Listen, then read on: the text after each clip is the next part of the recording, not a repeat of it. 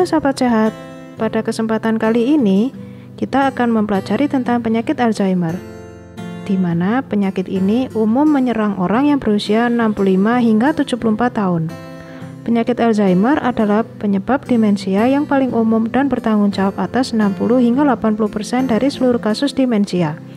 Demensia adalah gangguan otak yang mengakibatkan hilangnya kemampuan intelektual dan sosial seseorang. Demensia adalah sebuah sindrom, bukan sebuah penyakit. Sindrom adalah kumpulan gejala yang tidak memiliki diagnosis pasti. Demensia bukan bagian normal dari penuaan.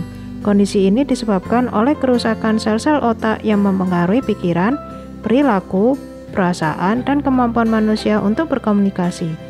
Ada berbagai tipe demensia, dan setiap orang bisa mengalami lebih dari satu jenis demensia. Banyak kondisi yang dapat menyebabkan demensia, termasuk penyakit degeneratif seperti Alzheimer, Parkinson, dan Huntington. Pengertian penyakit Alzheimer adalah penyakit progresif yang ditandai dengan penurunan daya ingat, kemampuan berpikir, serta perubahan perilaku dalam menjalani kehidupan sehari-hari. Disebut demikian karena penyakit ini ditemukan oleh Dr. Alois Alzheimer pada tahun 1906 pada wanita yang mengalami kerusakan jaringan otak tidak biasa. Meski berkembang lambat, penyakit ini seiring waktu bisa merusak jaringan otak. Bahkan pada beberapa kasus dapat berujung dengan kematian karena menimbulkan komplikasi. Penyakit Alzheimer adalah penyakit yang umum menyerang orang dengan usia 60 hingga 74 tahun. Biasanya gejala awal pertama kali muncul di pertengahan usia 60 tahunan. Pada kasus yang jarang, gejala muncul lebih awal, yakni di atas usia 30 tahun.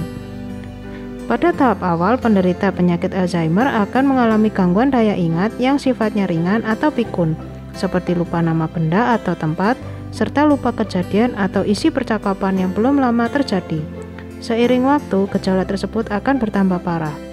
Pada tahap lanjut, penderita penyakit Alzheimer sulit berbicara atau menjelaskan suatu hal, sulit merencanakan sesuatu, sulit membuat keputusan, kerap terlihat bingung, serta mengalami perubahan kepribadian.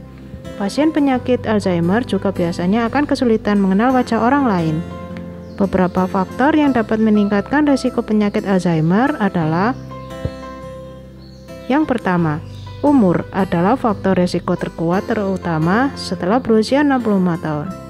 Yang berikutnya, riwayat penyakit yang sama pada anggota keluarga, orang yang mengalami gangguan kognitif ringan, cedera kepala, gaya hidup yang tidak sehat seperti kurangnya aktivitas fisik, merokok, hanya sedikit makan buah-buahan dan sayur-sayuran, mengidap penyakit kardiovaskular, hipertensi, hiperkolesterolemia, atau peningkatan kadar homocysteine, dan level pendidikan formal yang rendah, pekerjaan yang membosankan, kurangnya aktivitas yang melatih otak seperti membaca, bermain game, bermain alat musik, dan kurangnya komunikasi sosial.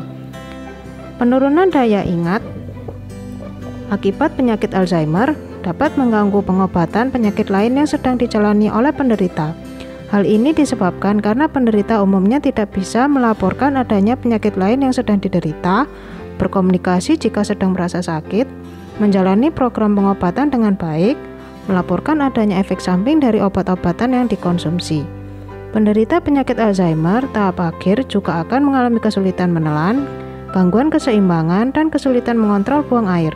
Jika dibiarkan, kondisi ini dapat menyebabkan timbulnya komplikasi berupa terjatuh dan patah tulang, kurang gizi dan dehidrasi, luka akibat terlalu lama berbaring di tempat tidur, tersedak sehingga menimbulkan gangguan pernapasan, dan penyakit infeksi. Kurang gizi dan infeksi paru merupakan penyebab paling sering yang membuat penderita penyakit Alzheimer meninggal dunia.